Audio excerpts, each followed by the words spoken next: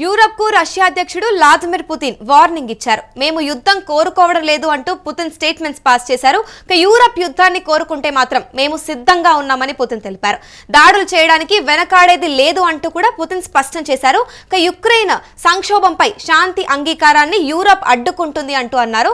Trump శాంతి ప్రణాళికపై చర్చించడానికి సిద్ధంగా ఉన్నామని పుతిన్ తెలిపారు. రష్యాకు ఆమోదం కాని డిమాండ్లు పెడుతున్నారు అంటూ పుతిన్ అన్నారు. రష్యాపై నిందలు వేస్తే సహించేది లేదు అంటూ క్లియర్ గా పుతిన్ తెలిపారు. ఇదే అంశంపై పూర్తి సమాచారం మా ప్రతినిధి క్రాంతి అందిస్తారు. చెప్పండి క్రాంతి, ఇప్పుడు వ్లాదిమిర్ పుతిన్ ఏదైతే స్టేట్మెంట్స్ పాస్ చేశారో దానిపై మీ దగ్గర ఉన్న సమాచారం ఏంటి?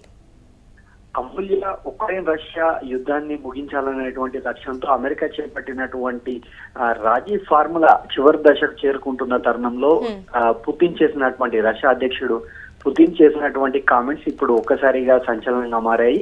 దీంతో ఉత్తర యూరోప్ ప్రాంతంలో కాస్త ఒక రకమైనటువంటి ఉద్రిక్తతలని చెప్పొచ్చు. ఎందుకంటే వాస్తవానికి 3.5 సంవత్సరాలుగా జరుగుతున్నటువంటి ఈ ఉక్రెయిన్ రష్యా వార్ కు ముగింపు దొరుకుతున్న తరుణంలో యూరోప్ మాత్రం యుద్ధాన్ని ఇంకా కొనసాగించాలనేటువంటి ఆలోచనలో ఉందంటూ పుతిన్ కామెంట్ చేశారు. ఒకవేళ కనుక యూరోప్ దేశాలు యుద్ధాన్ని కొనసాగించాలనుకుంటే రష్యా కూడా ఇందుకు సిద్ధంగా ఉంది అనేటువంటి ఒక స్టేట్మెంట్ ఇవ్వడం ప్రస్తుతం చర్చనీయాంశమైంది.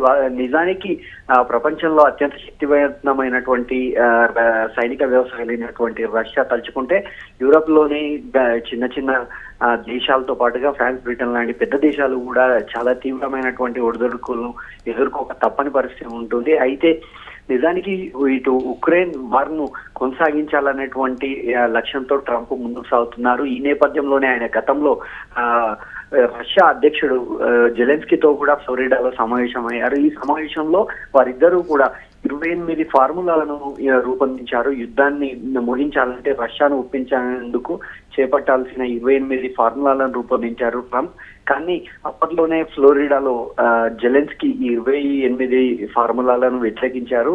ఫైనల్ గా చాలా సుదీర్ఘ చర్చల అనంతరం 20 పాయింట్లను అయితే సిద్ధం చేశారు. ఈ 20 పాయింట్ల డ్రాఫ్ట్ తో రష్యా అధ్యక్షుడు పుతిన్ తో చర్చించడానికి ప్రత్యేకంగా అమెరికాకు సంబంధించినటువంటి 2 కీలకమైనటువంటి రాయబారులు నిన్న మాస్కోకు చేరుకోవడం జరిగింది. రష్యా రాజధాని మాస్కోకు చేరుకోవడం జరిగింది. అయితే ఈ చర్చలు ఫైనల్ అవుతున్నాయి అని ప్రపంచ దేశాలు కూడా ఆసక్తిగా ఎదురు చూస్తున్నటువంటి తరుణంలో ట్రంప్ ఈ కామెంట్స్ చేశారు.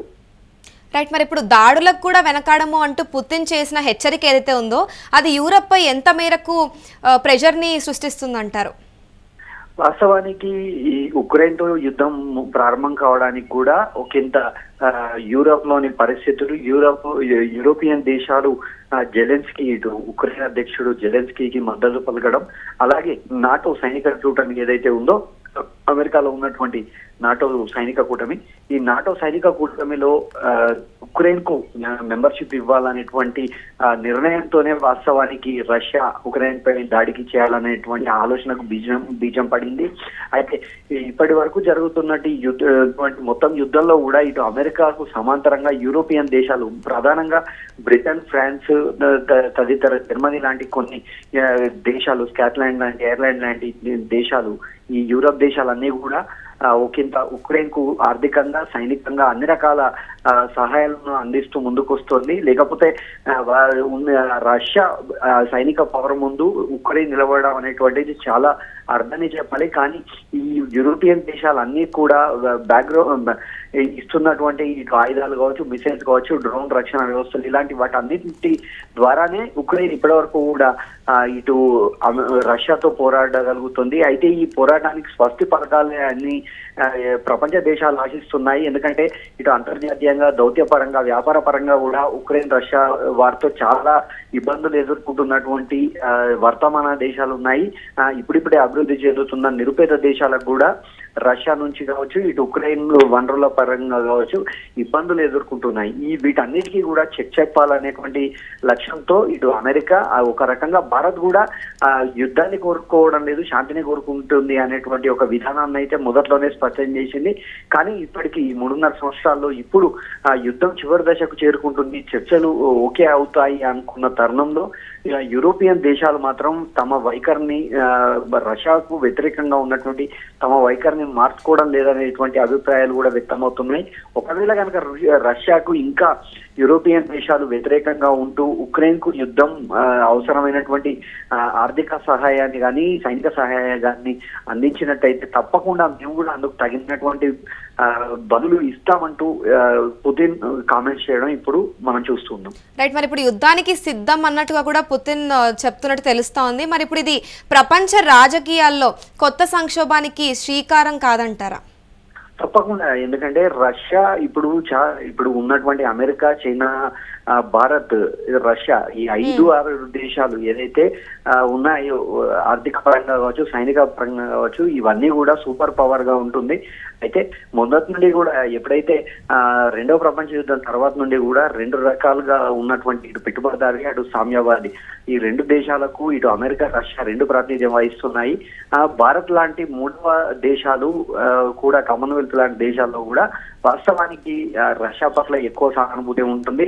అయితే ఇప్పటి వరకు కూడా అమెరికా చేపట్టినటువంటి రష్యా ఉక్రెయిన్ కు చేపట్టినటువంటి వ్యతిరేకంగా చేపట్టినటువంటి ఏ దాడుల్లో కూడా ఇప్పటి వరకు భారత్ లాంటి వర్తమాన దేశాలు సపోర్ట్ చేసిన పరిస్థితులు అయితే లేవు. కానీ యూరోపియన్ దేశాలు ఏకంగా మొత్తంగా కలిసి, ఇప్పుడు ఎగ్జాంపుల్ మనం చెప్పుకున్నట్టుగా నాటో దేశాలు, ఇక్కడ అమెరికా వాస్తవానికి యుద్ధాన్ని విరమించాలని కోరుకుంటున్నప్పటికీ యూరోప్ లోని ప్రధాన దేశాలు బ్రిటన్, ఫ్రాన్స్ లాంటి, జర్మనీ లాంటి ప్రధాన దేశాలు కనుక ముందుకొచ్చి యుద్ధం చేసే పరిస్థితి కనుక ఏర్పడితే అది ఖచ్చితంగా వరల్డ్ వార్ 3కి దారితీసే పరిస్థితులు స్పష్టంగా ఉంటాయి. Right, thank you Kranti. ఇక యూరప్ కు రష్యా అధ్యక్షుడు వ్లాదిమిర్ పుతిన్ వార్నింగ్ ఇచ్చారు. మేము కనుక యుద్ధం కోరుకోవడం లేదు, కానీ ఒకవేళ యూరప్ యుద్ధాన్ని కోరుకుంటే మాత్రం మేము సిద్ధంగా ఉన్నామంటూ కూడా పుతిన్ తెలిపారు. దాడులు చేయడానికి వెనకాడేది లేదు అంటూ పుతిన్ స్పష్టం చేశారు. ఇక యుక్రెయిన్ సంక్షోభంపై కూడా శాంతి అంగీకారాన్ని యూరప్ అడ్డుకుంటుంది అని పుతిన్ అన్నారు. ఇక ట్రంప్ శాంతి ప్రణాళికపై చర్చించడానికి సిద్ధంగా ఉన్నామని పుతిన్ అన్నారు. రష్యాకు ఆమోదం కాని డిమాండ్లు పెడుతున్నారు అంటూ పుతిన్ తెలిపారు. ఇక ఒకసారి చూసినట్టయితే మెయిన్ గా యుక్రెయిన్ యుద్ధాన్ని ముగించేందుకు ఉద్దేశించిన ట్రంప్ అయితే శాంతి ప్రణాళిక సవరణపై చర్చించడానికి అమెరికా రాయబారులు మాస్కో అయితే చేరుకున్నారు. ఇక ఆ వేళ రష్యా అధ్యక్షుడు వ్లాదిమిర్ పుతిన్ యూరప్ దేశాలకైతే అతి తీవ్రమైన హెచ్చరిక జారీ చేసినట్లు కనిపిస్తుంది. రష్యాకు యూరప్తో యుద్ధం చేసే ఉద్దేశం అసలు లేదు అని క్లియర్ చేశారు. కానీ ఒకవేళ కనుక తన హెచ్చరిక యుద్ధాన్ని నిరోధించడం కోసం మాత్రమే చేసినట్లుగా కూడా క్లియర్ చేశారు. ఇక యుక్రెయిన్తో వివాదంపై ఒక అంగీకారం కుదరకుండా యూరోపియన్ నేతలే అడ్డుకుంటున్నారు అని పుతిన్ ఆరోపించారు. ఇక ప్రస్తుతం అయితే వారికి శాంతి ఎజెండా లేదని, వారు యుద్ధానికి మద్దతు ఇస్తున్నారంటూ కూడా తీవ్రంగా విమర్శించారు. ఇక ఒకసారి చూస్తే ట్రంప్ పరిపాలన ప్రతిపాదించిన యుక్రెయిన్ శాంతి ప్రణాళికలో సవరణలకు సంబంధించి చర్చల కోసం అయితే అమెరికా రాయబారి స్టీవ్ విట్కాఫ్, ఇక సలహాదారుడు జరేడ్ కష్నర్ అయితే క్రెమ్లిన్ కు వచ్చారు. ఇక ట్రంప్ ప్రారంభంలో ప్రతిపాదించిన 28 పాయింట్ల ప్రణాళిక ఏదైతే ఉందో అది రష్యా ప్రయోజనాలకు ప్రతిబింబించేందుకైతే కైవ్ యూరోపియన్ రాజధానుల నుంచి విమర్శలు అయితే ఎదుర్కొంది. అయితే అమెరికా దీన్ని వేగంగా సవరించింది. కానీ ముఖ్యంగా అమెరికా మరియు యుక్రెయిన్ అధ్యక్షులు ఫ్లోరిడాలో జరిపిన చర్చల తరువాత ఆ 28 పాయింట్ల ప్రణాళిక ఏదైతే ఉందో అది 20 పాయింట్లకు తగ్గించారు. ఇక ప్రస్తుతం ఈ సవరించిన ప్రణాళికపై యుక్రెయిన్ అధ్యక్షుడు వ్లాదిమిర్ జెలెన్స్కీ అయితే సానుకూలంగా స్పందించారు. ఇక మార్పుల అనంతరం కూడా ప్రణాళిక మెరుగ్గా ఉందని ఆయన అన్నారు. ఇక ఇదే నేపథ్యంలో వీళ్ళు ఇక్కడికి చర్చించడానికి వెళ్లిన నేపథ్యంలోనే ఇక్కడ వ్లాదిమిర్ పుతిన్ వచ్చేసి యుక్రెయిన్ సంక్షోభంపై వీళ్ళు శాంతి అంగీకారానికి యూరప్ అడ్డుకుంటుంది అని తెలిపారు. ఇక వీళ్ళకి యుద్ధం చేసే ఉద్దేశం ఎట్టి పరిస్థితుల్లో లేదని చెప్పారు. కానీ ఒకవేళ యూరప్ కనుక యుద్ధాన్ని కోరుకుంటే మాత్రం మేము సిద్ధంగా ఉన్నామని పుతిన్ స్టేట్మెంట్స్ పాస్ చేశారు. ఇక దాడులు చేయడానికి కూడా వెనకాడము అంటూ పుతిన్ తెలిపారు.